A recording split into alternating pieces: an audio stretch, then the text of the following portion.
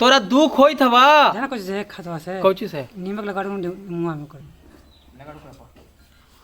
तो यार फार्म पे हूँ और आज के इस वीडियो में मैं बात करूंगा कि कैसे अपने महीने का जो कॉस्ट हमारा होता है उसको कम किया जाए। जो हमारा 20,000 का पिछले महीने लॉस हुआ था, अगर हम बछिया का खिलाने का काउंट करते हैं, जो बछिया हमारा बढ़ रहा है, मतलब बछिया जो हमारे गाय के रूप में जो तैयार हो रहा है, उसको अगर हम नहीं छोड़े तो 20,000 से कम हुआ होगा लॉस, क्योंकि हम लोग उसमें ही बछिया को भी काउंट कर रहे हैं। बछिया भी तैयार हो रहा है, जैसा आप जानते हो हमारे फार्म पे 1 2 3 बछिया तैयार हो रहा है। 3 और 2 5 है, लेकिन एक ऐसा है जो कम खर्च भी करते हैं, लेकिन फिर भी है तो फार्म पे कुछ ना कुछ तो खर्च हो ही रहा है। तो आज के इस वीडियो में बात करूंगा यही कि कैसे हम अपने फार्म को 20,000 के जगह कम लॉस या फिर बराबर या फिर फायदे में लेने की कोशिश में लगा हुआ हूँ। खा पी के बैठ चुकी है, 1 2 बैठ भी गई है, यहाँ पे आप देख पा रहे हो, और पूरा काम हो चुका है। गोबर हो गया फुटन पूरा, थोड़ा सा और है तो काहे के लिए लेकर आए? अच्छा, मतलब तैयार में थे कि हगेगी तो उठा लेना है। तो आज के इस वीडियो में इसी पे बात चलेगी। उससे पहले कहूंगा, अगर हमारे चैनल पे फर्स्ट टाइम है तो हमारे चैनल को सब्सक्राइब करें, साथ में बेल आइकन भी दबाएं ताकि आपको इस तरह का वीडियो का नोटिफिकेशन मिलता रहे। सबसे पहले हमें क्या करना होगा उस पर ही आज बात होगा। जैसे कि अभी थोड़ा सा काम बच गया है, गाय को धुलना बाकी रह गया था, क्योंकि हमारे गाय के नाद में आपको देखने मिल रहा है भूसा। एक्चुअली जितना हम लोग डालते थे, थोड़ा सा भूसा ज्यादा डाल दिया था, लेकिन जितना दाना था, जितना साइलेज था, वो सभी डाल चुके थे, लेकिन फिर भी क्यों नहीं खा रही है पता है? कल शाम में बारिश हुई और मौसम एकदम ठंडा सा हो गया, और आज सुबह में इतनी कड़क धूप है कि मतलब अभी भी पसीना सा हो रहा है। फैन तो अभी बंद किया हूँ कि वीडियो में साउंड ज़्यादा आने लगता है इस वजह से, लेकिन मौसम की वजह से तो पूरा मतलब तबाही मची हुई है। बहुत बड़ा टेंशन सा हो रहा है। जब तक कि मौसम एक जैसा नहीं होगा रेगुलर, तब तक के हम कुछ अपनी गाय पे कुछ कर नहीं सकते। लेकिन हम अपने फीड मैनेजमेंट में और जो हमारे खिलाने का तरीका है उसमें बहुत सारी ऐसी चेंजेस किए हैं, जिसके वजह से हमारा इस महीने का नुकसान नहीं होगा, कुछ ना कुछ बेनिफिट होने वाला है। क्या कैसे हो सकता है वो आज मैं बताऊंगा। जैसे कि आप लोग जानते ही हो कि हमारे पास 7 गाय मिल्किंग में है, और 1 2 3 4 5 बछिया टोटल। वहाँ पे आप देख पा रहे हो, एक बाछी दिख गया। तो 5 बछिया तैयार हो रहा है, और यहाँ पे एक ड्राई हो चुकी। देसी गाय ने इस बार काफी बढ़िया दूध दिया भी है। अब हम लोग इसका दूध नहीं निकाल रहे, खा पी के टंच है, थोड़ा सा पानी शायद नहीं पी होगी, पानी इसको अभी दिखा देंगे। ये अगले महीने बच्चा देने वाला है, और बाकी वो वहाँ पे मोटी जो खड़ी है वो बच्चा देने वाला है, और बैठी है उसका अभी समय लगेगा। वो और देसी गाय साथ में बच्चा देने वाली है। तो ये 4 गाय में जो हमारा खर्च आ रहा है, जैसे कि आप लोगों को ड्राई जैसे हो जाता है हमारे पास कोई भी गाय, तो हम जाहिर सी बात है थोड़ा दाना कम करते हैं, कोई भी हर फार्मर उसी तरह से करते हैं। तो ये दोनों का पर डे का लगभग 5 केजी दाना मिल रहा है। 5 केजी यानी कि हमारा दाने में हमने जो चेंज किया है वो हमारा लगभग 20 से 22 रुपया तक के पड़ रहा है। तो 5 केजी यानी 5 केजी दिन का इसको है, 5 केजी दिन का उसको है, वो वाली गाय को जो मोटी वाली देख पा रहे हो। तो 5 दूनी 10 केजी इसमें जा रहा है, और ये देसी का 2-4 केजी, और उस लक्ष्मी का, क्योंकि दूध दोनों में नहीं है और टाइम अभी लगभग 4 महीना बाकी है, तो 2-2 केजी यानी 14 केजी। 10 ये हो गया, और 4-4 8 18 केजी इधर हो गया आपका बछिया। 5 बछिया का अगर हम काउंट करते हैं तो दोनों टाइम का लगभग 8 केजी 5 बछिया में दोनों टाइम का हो जा रहा है। क्योंकि ये वाला जो बछिया है ना, इसको हम लोग लगभग मतलब माइनर देते हैं, थोड़ा बहुत, जैसे इसमें से उसमें से थोड़ा बहुत खा लेती है, लेकिन थोड़ा जो हमारा फार्म पे है, मैं वो रियल बता रहा हूँ, इसको माइनर देता हूँ, क्योंकि इसको आज नहीं कल ब्रीड भी नहीं है, ज़्यादा दूध भी नहीं रहेगा, 1 साल प्लस हो भी गया है, हीट में भी नहीं है, या आज बिके या कल बिके, अगर दाम अच्छा मिले तो जरूर बेचना ही है, क्योंकि और कोई ऑप्शन नहीं है हमारे फार्म पे, तो रखना ही नहीं है। तो 8 केजी उसमें हो गया, तो 18 और 8 26 केजी दिन का इस तरफ, यानी ड्राई बछिया ये सभी को दाना जा रहा है। अब बच गए 7 गाय मिल्किंग में, जो मिल्क तो उतना है नहीं, फिर भी दाना तो देना ही पड़ रहा है, क्योंकि अभी मौसम ही ऐसा है, मौसम की वजह से भी काफी दिक्कत है। और प्रॉब्लम जो है, को 1-2 गाय ऐसी है जो काफी दिनों से दूध कर रही है और प्रेग्नेंट भी नहीं हुई है। और इधर मेरा जो 7 गाय मिल्किंग में है ना, इनका लगभग 50 केजी दोनों टाइम का इस साइड में खर्चा होता है, मिल्किंग वाले साइड में। इस साइड जो गाय खा रही है, लगभग 80 केजी दाना पर डे। तो ऐसे जोड़ने के हिसाब से 80 केजी होता है, लेकिन मुझे नहीं लगता कि 80 केजी पर डे खर्च हो रहा है। मैं समझता हूँ कि लगभग 70 केजी प्लस खर्च हो रहा है, 70 और 80 के बीच में ऐसा मान लेते हैं। यानी कि मैं अगर बात करूँ ना, तो दाना और सूखा चारा मिलाकर लगभग 2000 रुपए का जा रहा है। और जो हमारा साइलेज था, साइलेज हमने इस बार कम कर दिया है। बहुत सारे लोगों का कमेंट भी था कि अभी आपके पास ऐसी गाय नहीं है जो साइलेज खिलाना इतना इंपॉर्टेंट है, तो हमने साइलेज इस बार कम कर दिया है। और हमारे जो फीड फीड मैनेजमेंट जो है उनसे भी बात की थी, तो पर डे मात्र एक गाय पे, मिल्किंग वाले गाय पे पर डे 4 से 5 केजी साइलेज ही दे रहे हैं, क्योंकि उनका कहना था कि काफी कॉस्ट बढ़ जाएगा अगर आप इसी तरह साइलेज देंगे तो हमेशा लॉस होगा, आप साइलेज धीरे धीरे करके कम कीजिए। तो इस महीना हम लोग काफी कम कर रहे हैं, और कॉस्ट को कैसे कम होगा उनसे बात चल रही है हमारी। बहुत सारा ऐसा चीज है जो उन्होंने बताया है, जिस हिसाब से इस महीने में हमको पूरा विश्वास है कि इस महीने में फायदा ही होगा या बराबर हो जाए, ऐसा कह सकता हूं मैं। क्योंकि जो भी गाय का मिल्क है, अभी भी मिल्क कोई खास कम नहीं हुआ है, साइलेज कम करने के बाद भी लगभग सुबह में 35 लीटर मिल्क निकल रहा है और शाम में लगभग 30 से 25 और 30 के बीच में। तो 35 लीटर का हमारा मिल्क जो सेल हो रहा है वो लगभग 50 रुपए सभी जगह। एक दो कस्टमर ऐसे हैं जो 45 का, नहीं तो सभी का दूध 50 रुपए। क्योंकि हम लोग जो है ना हमेशा से शुद्धता पर ध्यान दिए हैं और शुद्ध दूध देते हैं। जो भी हमारे कस्टमर है हमसे खुश होते हैं, किसी तरह का कोई दिक्कत नहीं, ना एक बार भी कभी मिलावट तो कभी किया ही नहीं। इतना लॉस होने के बाद भी हमने कभी ऐसा नहीं सोचा कि 1-2 केजी पानी मिला दिया जाए, क्योंकि हमेशा से दूध ऐसा दिया जा रहा है कस्टमर को ताकि वो खुश रहे। 50 रुपए भी उनको कोई दिक्कत नहीं होता है, और 50 रुपए दूध सेल भी कर रहे हैं हम लोग। काफी अच्छा रेट भी है। 50 रेट मिलने की वजह से जो भी हमारा फार्म का लगभग 35 लीटर के हिसाब से आप समझ सकते हो कि 30 लीटर के हिसाब से 15,000 हो जाता है, 1500 रुपया हो जाता है पर डे का। और 5 लीटर का 50-25 लगभग 15-3 1800 का दूध समथिंग सुबह में हो जाता है। और शाम का लगभग 40 रुपए के हिसाब से भी अगर 30 लीटर का दूध का जोड़ते हैं तो 1200 रुपये होता है।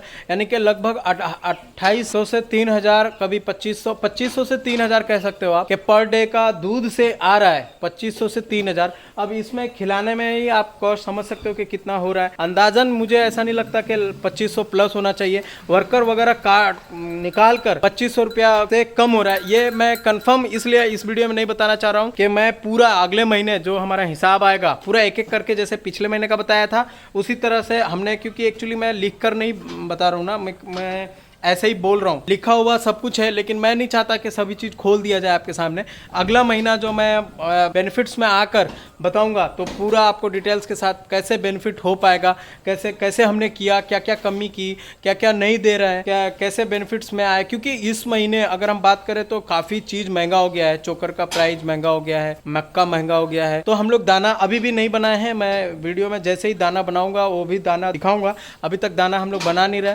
लेकिन हम लोग ऐसा मैनेज किए हैं कि कोई दूध में कमी नहीं आई है। जैसे दूध था, हो सकता है कि दूध 2-4 दिन में इंक्रीज करेगा। और बात करें जैसे कि ट्रांजैक्शन फीड की बात कर रहे थे, तो हम लोग ट्रांजैक्शन फीड का जो प्रीमिक्स है वो मंगवा लिया हूँ, वो खिला भी रहा हूँ। लेकिन मेरे पास जो और चीज़ें हैं जैसे चुन्नी वगैरह सब चीज़ का रेट बढ़ने के कारण, खल का रेट तो 35 रुपये हमारे यहाँ मिल रहा है, तो रेट बढ़ने के कारण हम लोग ट्रांजैक्शन फीड नहीं बनाया है। चोकर के साथ में अभी प्रीमिक्स दे रहा हूँ। अगर किसी और भाई को ट्रांजैक्शन फीड का जो मैनेजमेंट है जिसमें सभी चीज़ मिक्स किया हुआ है, सभी चीज़ मेरा लिखा हुआ है, मैंने प्रशांत जी से बात किया था, उन्होंने बताया है कि ये चीज़ डालकर बनाया गया है। और वो खुद भी अपना फार्म कर लिए हैं और अपना ट्राई कर रहे हैं अपने गायों पे। एक ट्रांजैक्शन फीड उन्होंने यूज भी किया और काफ़ी बढ़िया रिजल्ट आया, जिसमें विटामिन एच की काफ़ी ज़रूरत होती है प्रेग्नेंट गाय को लास्ट पीरियड में, तो वो ट्रांजैक्शन फीड में भी मिक्स किया हुआ है। मैं अगर बना पाया फीड 5-6 दिन के अंदर, बात चल रही है, अगर मैं बना पाया फीड तो मैं जल्द से जल्द आपको फीड, ट्रांजैक्शन फीड का बारे में बताऊंगा कि क्या डाला हुआ है। क्योंकि बहुत इंपॉर्टेंट होता है ट्रांजैक्शन फीड मैनेज करना। आपका वही 1-2 महीना जो ड्राई काव होती है उस टाइम में अगर आप बढ़िया से मैनेजमेंट करते हैं तो आपका काफ़ी बढ़िया रिजल्ट मिलता है मिल्किंग में।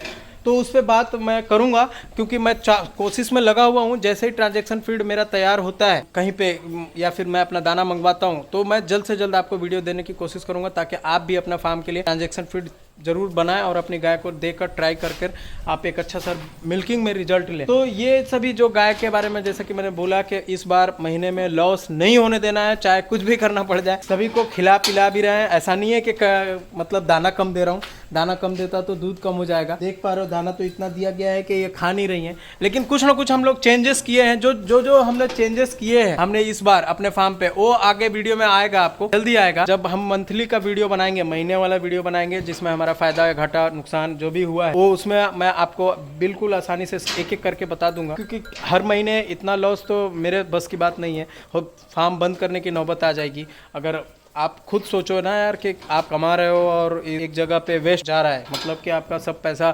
अपना खराब मैनेजमेंट से कह सकते हैं या फिर इसमें लॉस जाएगा। ऐसा नहीं है कि ये बिजनेस ही घाटे का है, ऐसा नहीं है। हर एरिया का अलग अलग है। हरा चारा अगर हमारे पास सुविधा हो जाता तब तो खाना भी कम जाता और साइलेज की तो जरूरत ही नहीं पड़ती, लेकिन हमारा हरा चारा का सुविधा हो ही नहीं पा रहा है। हमारे यहाँ के फार्मर थोड़ा पुराने जमाने के सोच के हैं। मैंने मक्का भी तैयार करने बोला था कि आप लोग मक्का लगाइए, मैं मक्का खरीद लूंगा, तो भी कोई तैयार नहीं होता है। और दूसरा प्लस ये है ना कि जमीन जो है हमारे यहाँ पानी की सुविधा इतना ज़्यादा है कि नहर का पानी हमारे यहाँ आ जाता है खेतों में। अभी चारों तरफ खेत जो भी लगे हुए हैं सब में पानी पानी है।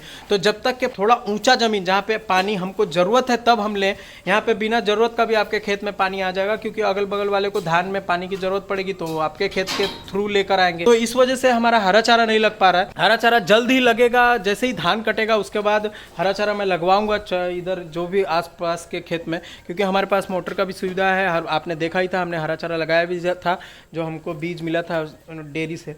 तो आज हमारा फार्म जो चल पा रहा है, जो 20,000 के जगह 40,000 भी लॉस हो जाता अगर हम डेयरी में दूध देते, क्योंकि डेयरी में कितना भी बढ़िया दूध दे दीजिए, गाय का 35 से प्लस तो कभी आ ही नहीं सकता है। ये एक हमारा प्लस पॉइंट है कि हम लोग रिटेल करते हैं। रिटेल के पीछे हो सकता है कि हमारा लगभग 3 से 5 रुपए के बीच में खर्च हो रहा होगा, लेकिन फिर भी हमारा बेनिफिट है। मान लिया जब 50 बेच रहा हूँ तो 45 रुपये भी तो आ रहा है आपको, तो उससे कुछ लोगों का जॉब भी मिल जा रहा है। एक बंदा है जो मेरा दूध लेकर जाता है, पूरा लेकर आ जाता है, तो उसके वजह से उसको एक नौकरी भी मिली हुई है। तो फार्म में कैसे मैं मैनेज कर रहा हूँ अपने फार्म का जो भी है, उसके बारे में आपको वीडियो मिलेगा। ये आपके हिसाब से क्या क्या करना चाहिए, जैसे कि आपको पता है कि दोनों टाइम का मेरा लगभग 35 और 25, 30, 20, 50, 60 लीटर के एक समथिंग दूध है। कितना दाना देना चाहिए और कितना क्या करना चाहिए, आप अगर एक फार्मर बढ़िया हो तो एक मैनेज करके आप कमेंट कर सकते हैं। जैसे कि गाय के फीड में 7 गाय के फीड में कितना फीड देना चाहिए और कितना सूखा चारा देना, कमेंट करके बताइए, ताकि मैं कैसा कर रहा हूँ और आपका कैसा है, आप दोनों का मैच